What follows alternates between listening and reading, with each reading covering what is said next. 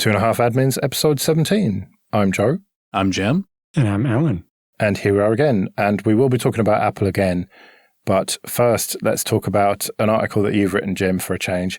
This one is the history of Intel versus AMD performance on the desktop. We're not talking the, Xeon class. We're talking about the enthusiast, high-end, your i7s, i9s, that sort of thing. I can't even remember who did, but in one of my CPU articles, we had a reader talk about how it would be interesting to, kind of look back at a history of where things went right or wrong for AMD. And I thought, that sounds like a great idea. I don't think I've really seen anything like that. And I bet those Passmark leaderboards will go, way back in terms of CPU designs. Because in addition to the test itself having been around for a long time, since anybody can run it for free and submit their results, that means you end up with a lot of, really old crap, not just the brand new stuff as well. Mm-hmm. What was interesting with this is the single-threaded versus multi-threaded performance and how there was a big change when we went to multi-core CPUs. I found that really interesting too. I don't think I even really understood that at the time. I remember being super excited about the first dual-core CPUs and be like, oh yeah, I got to have that. And it's easy to get confused looking at those results. For the folks who haven't looked at those charts, what it kind of boils down to is, before true quad-core processors, basically, a dual-core processor would be better at a dual-threaded workload than a single-core processor would, but both of them would run that workload slower than they would the exact same work getting done all in one thread. So even if you actually had two cores to work with, because multi-threading was so relatively inefficient on those CPUs, you'd have been better off doing all the work in a single thread and just letting the other core sit idle, which I didn't even realize at the time, but it's pretty apparent when you look at the Passmark results. The first CPU that changed that and was slightly more effective at getting a dual thread workload done than a single thread was actually one of Intel's first Pentiums with hyperthreading. And it was dual core quad thread. And that was enough that you could get like 133% of the work done, running quad threaded that you could single threaded. But neither side managed to get to the point of being able to do more work on a multi-threaded workload until they had at least 4 threads to play with. Yeah. And even then, 133% isn't 400% that you would expect, right? And 4 cores. Or even 200% that you might expect with, 2 true cores. It's easy then to kind of, get your brain backwards on when you're looking at that. The thing you have to realize is because we're talking about, such a small number of threads, and we're talking about, such relatively wimpy CPUs per thread, you were running multi-threaded workloads back then no matter what. Because the operating systems were frequently leaving your CPU, 100% saturated for minutes at a time, doing things that now wouldn't really seem like a whole lot.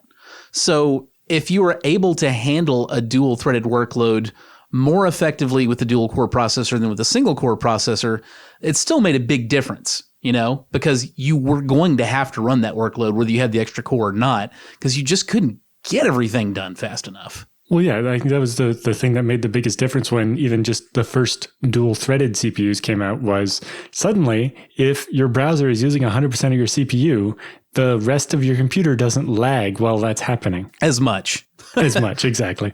Like, it's just the interactivity improved a lot of the system.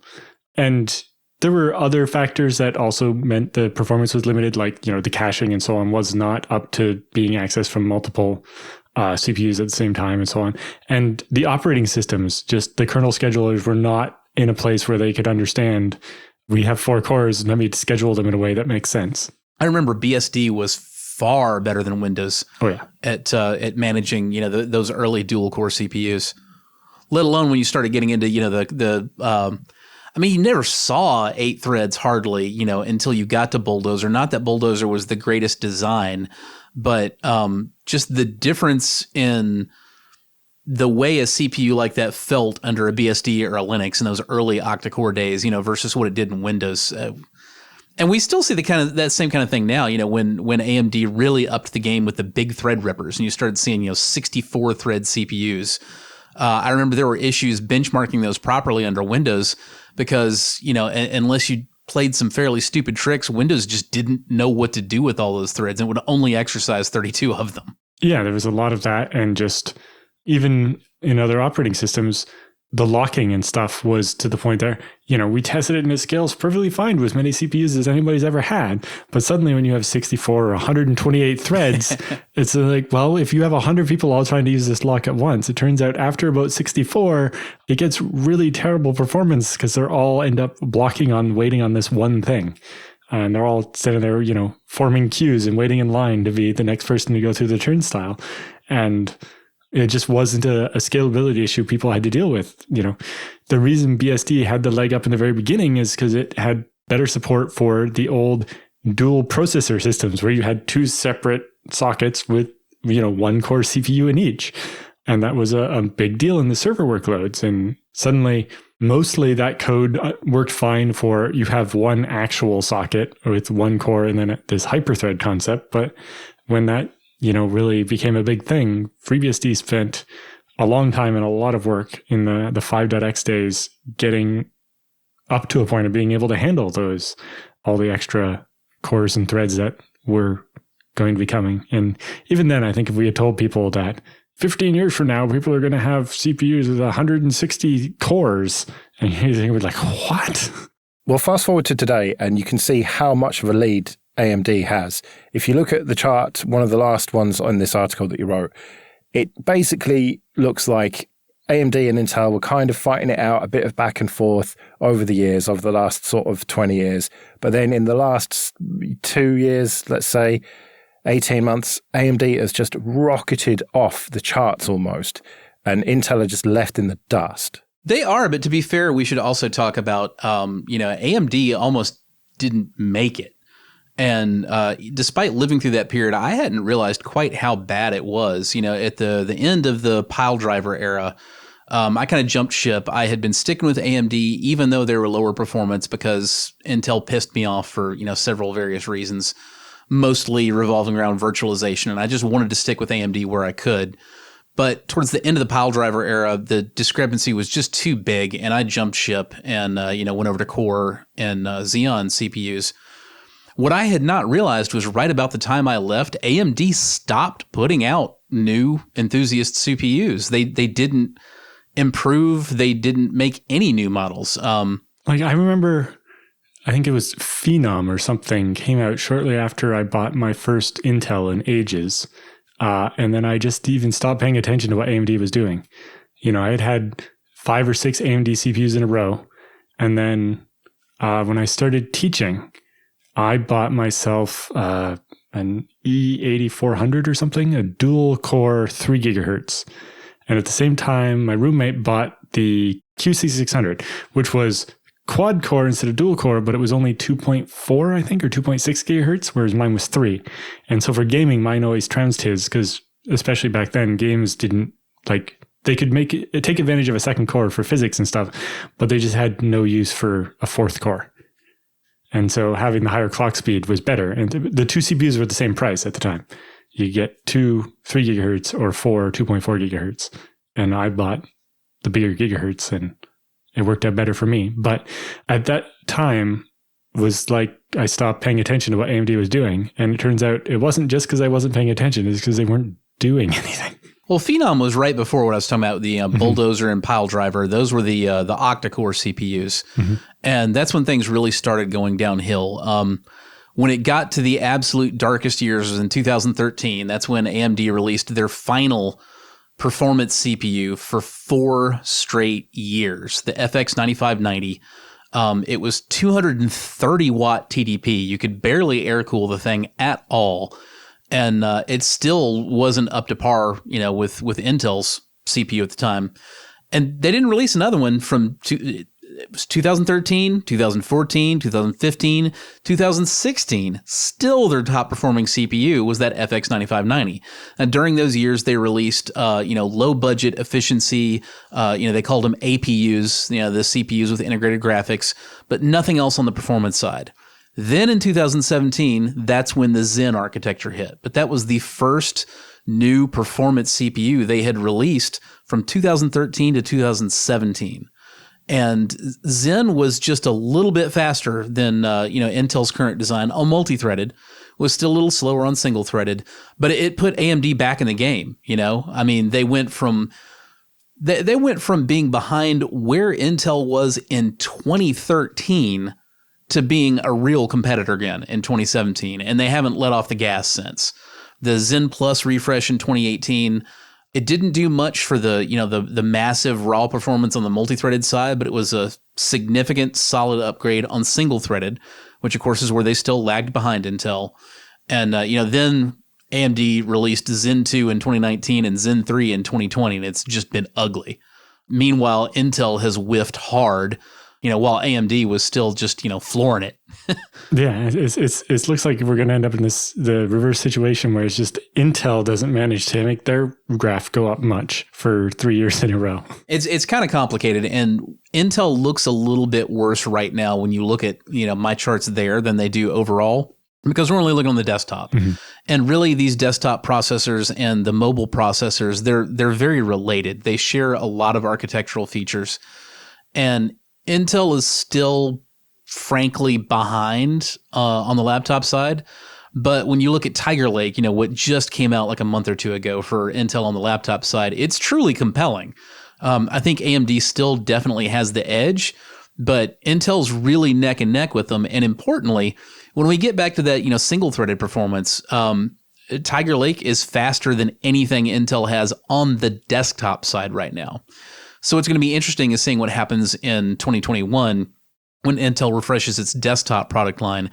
It's not going to be as good as Tiger Lake, really, but it will incorporate some of those features. The ugly thing is that Intel still doesn't have 10 nanometer where they need it to be on the desktop side. So Rocket Lake, which is going to be their next desktop refresh, it's going to backport a lot of those features from Tiger Lake, but it's going to have to backport it onto the old 14 nanometer architecture again. So the odds of them suddenly rocketing past AMD, let alone Apple, nope, not in 2021. Best of luck to them in 2022. I think that's where the problem is really going to come from, is that, AMD is skyrocketing, and that's good for competition and so on, and yay, AMD. But if Intel doesn't figure out the fab and lithography stuff, they're going to struggle to just keep on their current trend of going up, let alone try to catch up with AMD. They'll get there. Honestly, it's good for everybody. I mean, I'm not going to make any friends with, my Intel reps saying this on air, but it's good for everybody that Intel is falling flat on its face hard for several cycles in a row, because there's a big lead time when it comes to convincing OEMs what they're going to build with. And AMD being on top in one product cycle doesn't actually win them back much market share at all.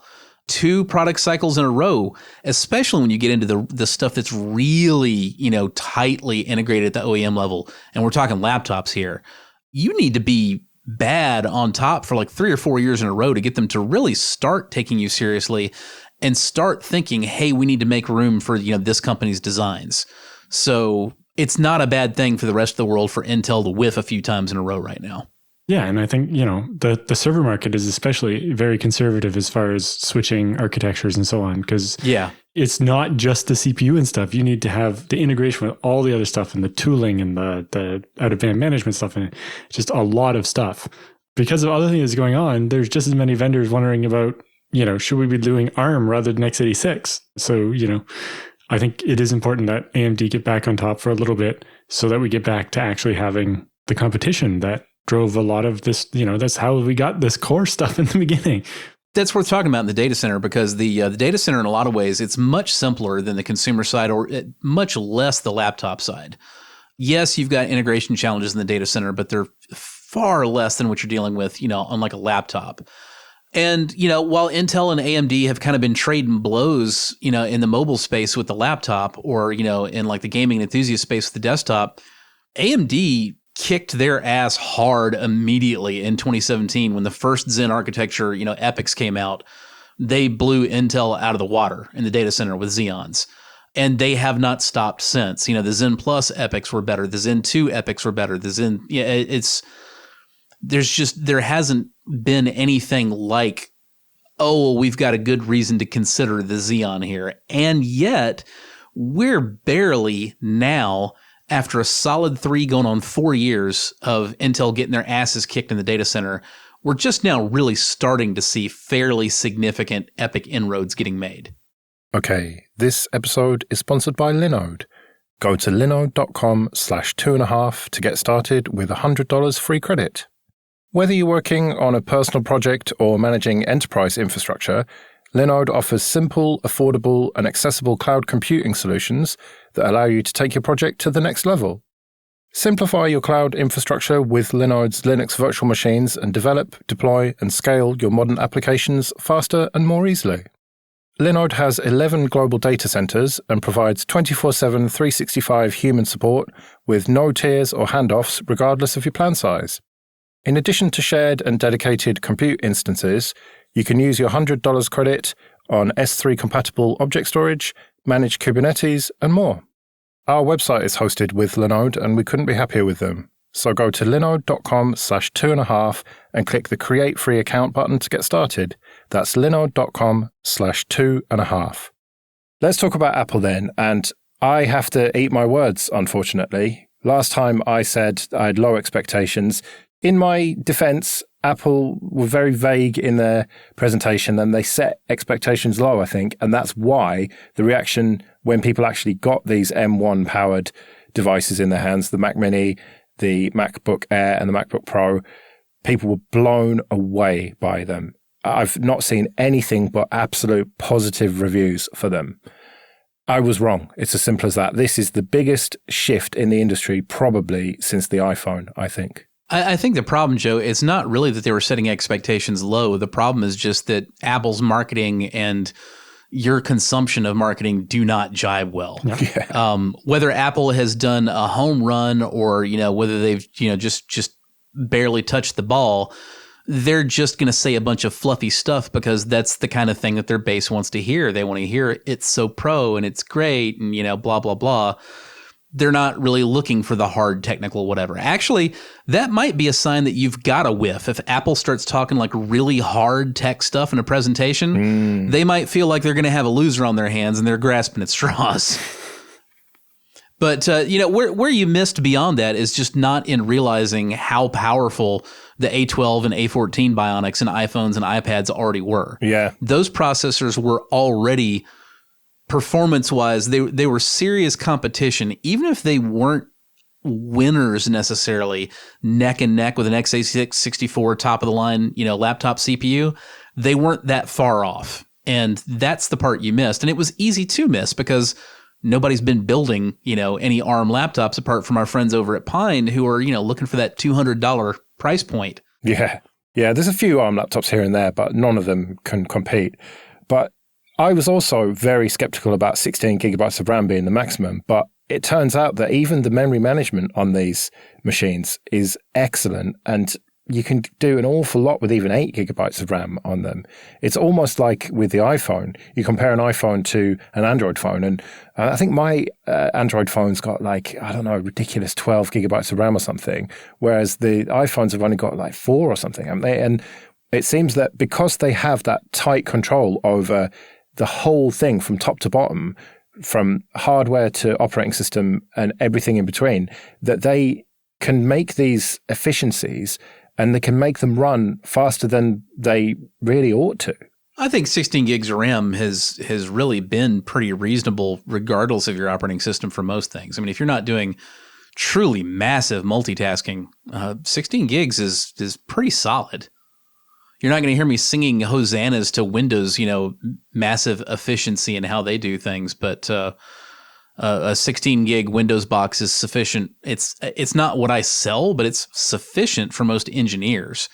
Just somebody working a front desk in an office somewhere, they'll get 8 and they'll be fine with it. Yeah, but if you're doing any sort of content creation, which is traditionally what Macs have been about and still continue to be, then 8 and even 16 it's not really enough if you're editing, 8K footage or whatever. But it seems that people have been able to do that on the 16 gigabyte models that we've got here reasonably well. I don't know. The only thing that eats up huge amounts of memory in my system is bloody web browsers. Tab hoarding. Well, it's mostly just even when I close the tabs, you don't get much of the memory back until you actually completely end the session. I had to start having 2 separate browser sessions so I could have one that I end frequently. Yeah. Exactly. But do you two both agree with me then that this is a huge change in the industry? Oh, it's enormous. It's absolutely enormous. Nobody has ever taken the ARM architecture seriously on the desktop or in the laptop space, and the M1 is forcing them to do that. Now I expect we will very soon start to see serious competitors coming out, because the operating systems already have the support, right? I mean, Linux on ARM and ARM64 has been a thing forever. Microsoft got serious about Windows on ARM and ARM64 a couple of years ago. For the Surface. But did they actually get that serious about it? Like, I remember, what was it? Windows RT, was it called? Yeah, but it's not Windows RT anymore. It's just Windows 10. Okay. You can run Windows 10 on ARM now. So with the operating systems already there, the only thing that's really left is for an OEM to say, hey, maybe we should take a stab at like not a super duper budget, like you won't believe how cheap this piece of crap is, but maybe we should like take a high end, I don't know, maybe a Qualcomm Snapdragon and build a system around that, see what people think. But is that going to be powerful enough though? That's the question, because yes. Has anyone else got the fabs to make anything that can compete with an M1? That's the thing, Joe. You don't have to beat the M1.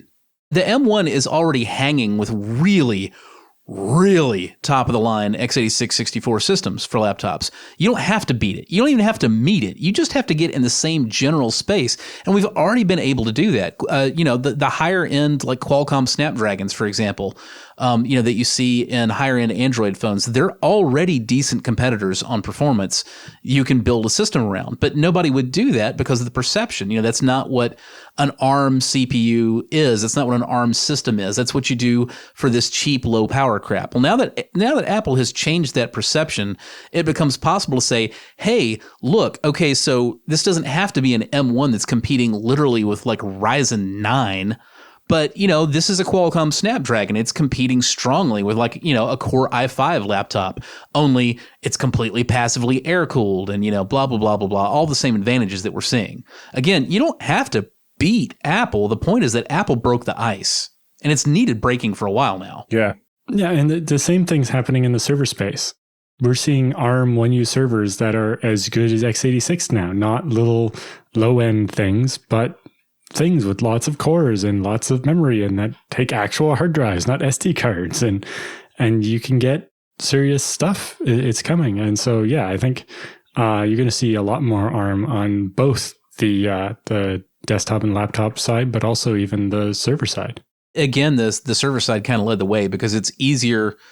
It's easier in the data center to say, okay, maybe my single thread isn't up to par with x86, but who cares? I'm dealing in thousands of threads, not one at a time.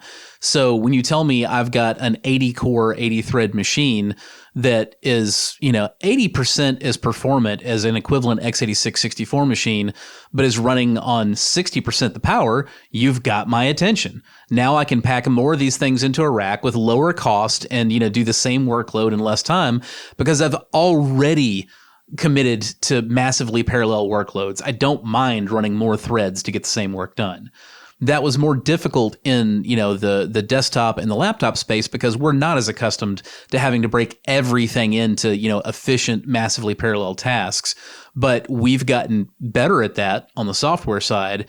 And now as Apple has really shoved it under people's noses, ARM is a lot more performant than people give it credit for. It's not just the dinky little thing, in a smartphone on the high end or a Raspberry Pi or something on the low end. You can make a real system with it and you have these serious advantages with it. Like, again, being able to just freaking run air cooled. I mean, even in a desktop machine, that's pretty cool, man. Like, you got to be an old like me, but like, I remember when machines were air cooled and we just expected them to be okay, whatever temperature it was, and like not have a big heavy fan noise, just turn the computer on and there it is and it's fine. Like, we can have that again. Yeah, until they get more and more powerful and then require active cooling again, and it all starts over. Everything's a cycle. Yeah, I think the thing that really makes a difference here is also just the way we use computers has changed.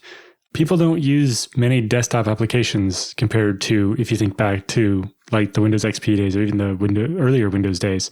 Almost everything's done via a web browser, whether it's Electron. The apps that exist are Electron things, and almost everything is done via your web browser. It makes it much easier to be using a different operating system or a different CPU architecture and still have access to everything.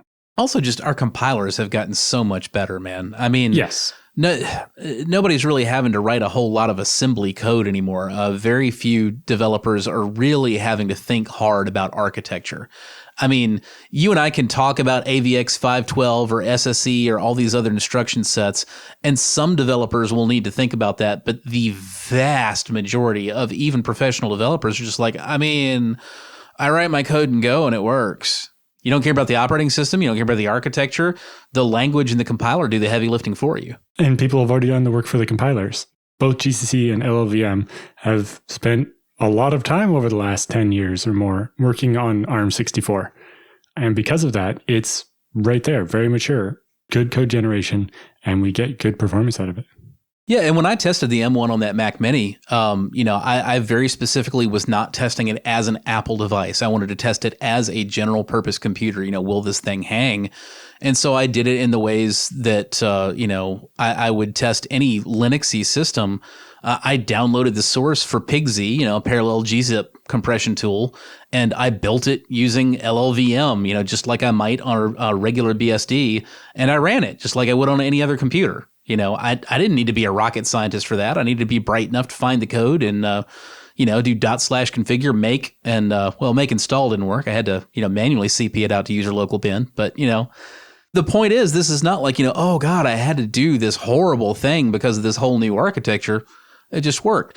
The other thing we haven't talked about with this architecture is it's not really new. In some ways, it can unify us a lot. Most of us are very accustomed right now to having widely disparate code bases and ecosystems that don't really meet up very well. Almost everybody listening to this show is going to be like, I have this set of applications I use on my phone, whether it happens to be Android or iOS, and I have this set of applications I use on my computer, whether that computer happens to be Windows or Linux or whatever.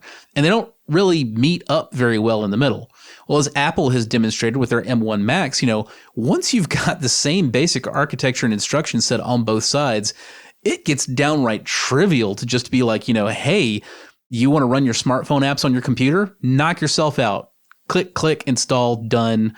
Performs just as well here as it does there and vice versa, which is pretty exciting. Okay, this episode is sponsored by Datadog, the performance monitoring and analytics solution for real-time visibility into your Linux environment.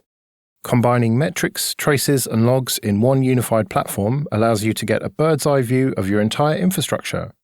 You can also see any underutilized cloud or on-premises servers via the real-time auto-generated host map. Datadog's machine learning-based alerts eliminate false positives and make sure that you only receive alerts on issues that matter. You can automatically detect unanticipated outliers, anomalies, and errors with Watchdog, the auto-detection engine that surfaces performance problems in your applications without any manual setup or configuration. Start your Datadog trial today by visiting datadog.com/25admins. Start your free trial, create one dashboard, and you'll get a free Datadog t-shirt. That's datadog.com/25admins. All right, let's do some free consulting then. If you want to send your questions in for Jim and Alan, you can do so via email show@2.5admins.com. And thank you everyone who's supporting us on Patreon. That is really appreciated. If you want to support us and get an advert-free RSS feed, then go to 2.5admins.com. There's a link there to the Patreon. And if you support us for $5 or more, you can get that feed. And once we get to $500 a month, we'll go weekly with these episodes. So do support us. So Alex writes in, I store all my irreplaceable data on a ZFS mirror as per Jim's article, which we can link to. But lately I had to resilver after a drive failed. I'd have felt more comfortable if I had a 3-disk mirror during the resilver, but is this massive overkill? What is the likelihood of a failure during a resilver of a mirror? It's basically the same as it failing not during a resilver. Maybe slightly higher because there's more activity, but in general, with spinning rust, it's not using the drive that kills the drive. But yeah, it's always better to have more than one level of redundancy. If the data is irreplaceable, then, you shouldn't be counting on just having that one ZFS mirror of it. And as I'm sure Jim would agree, if there are not 3 copies of it, it doesn't actually exist. You just think it does. And we need to qualify that. A 3-wide mirror VDEV is not 3 copies of your data. Yeah, there's the old truism here. We got to repeat it. Repeat along with me. RAID is not a backup. I don't care if we're talking about ZFS RAID or we're talking about conventional RAID. RAID is not a backup. Your ZFS mirror gives you higher uptime. The goal there is not to say, oh, well, I know that I won't lose my data because I've got a redundant mirror. The idea there is I will have to go to my backup less frequently because I have a mirror. So many catastrophes that otherwise would have required me to hit the backups won't require me to because I keep right on trucking because I had another drive in the array. Exactly. You're avoiding the downtime of having to wait for the restore to finish by just having that higher redundancy level. So the answer to your question, Alex, is yes and no to it being massive overkill to have 3 disks, in your mirror. It is absolutely massive overkill for, the situation you're describing to have a 3-wide mirror. That's nuts. You don't need that much redundancy. What you do need is a real backup that you're not afraid to go to and use. So you do want to have 3 disks total, at least, but you don't want them all in that mirror. You want to go on with a 2-disk mirror just as you already have it, and you want to be replicating frequently to a third drive that is not in that pool, let alone that VDEV. Now, you can have that configured as an external. You can have that in another machine and replicate to it across the network. But you want to be replicated, since you're already using ZFS, you want to use ZFS replication because it's absolutely the fastest, most convenient, less downtime, less crap to dislike backup method that's going to be available to you. Replicate regularly, feel confident about it, and that way, if you have a disk fail and you're resilvering, you're like, man, I hope the other one doesn't fail while this goes on. You still know that even if the other one does fail, it's not going to be the end of the world because you backed up like the night before because you're doing it every night. Heck, maybe you're doing it every hour because you've got replication and it makes it easy. Yeah, like for our customer video data, which we're not supposed to be the only copy of that. These are customers uploading their videos, but the backup machine happens to be in my basement, whereas the primary is in the data center, and they replicate over a point-to-point link snapshots every 15 minutes. And we basically just keep the copy in my basement as close to real-time copy of the data as possible, so that if the one in the data center does go down, we can do some magic with elastic IPs, and suddenly we're serving it out of my basement, and people don't know that the storage server has gone down. Because like Jim said, RAID is not a backup. Having mirrors and even snapshots in ZFS is not going to help you if you accidentally fat finger something and delete a data set. If you're trying to delete just a snapshot and you hit enter instead of tab or trying to tab something and you delete the data set, ZFS is like, yeah, that data's gone now. You destroyed the snapshot too. What do you want me to do? That's what a backup is for. You need to be able to survive a zpool destroy command is what it boils down to. All the way up to I did zpool destroy tank. You need to know, okay, well, I'm going to have to go back to last night's data then, which is on my backup, which I do and I am confident in, and it's right there. Yes. Backups have to be automated or they won't happen. And you need to take the time, say every quarter or so, and actually test a restore and make sure it works. You can do it in a VM. It doesn't have to be anything fancy, but you want to actually make sure your backups result in giving back a working system. Because nothing worse than sleeping well at night, knowing you have a backup, and then finding out your backup doesn't actually contain what you thought it did. Which I will actually say that's one of the things that is so wonderful about using ZFS replication for a backup strategy. Because you're replicating entire snapshots, you technically don't necessarily need to get as crazy with like the manual verification because you can just look at your list of snapshots. If you have the snapshot from last night on your backup machine, you have all of the data you had in production that night. Guaranteed. You can't have half a snapshot. You can't have, a snapshot that's different. It's going to be block for block identical. It's checksummed. As long as, you've passed a scrub, there can't even be any corruption. Like you're good. You're solid. Exactly. And the nice thing with ZFS replication is the other copy is live. So it's easy to go in there and just copy out one file. Mm-hmm. It's not like you have to create a whole restore job and do all this stuff like you would have had to do with tape or some other old backup system. Right, well, we'd better get out of here then.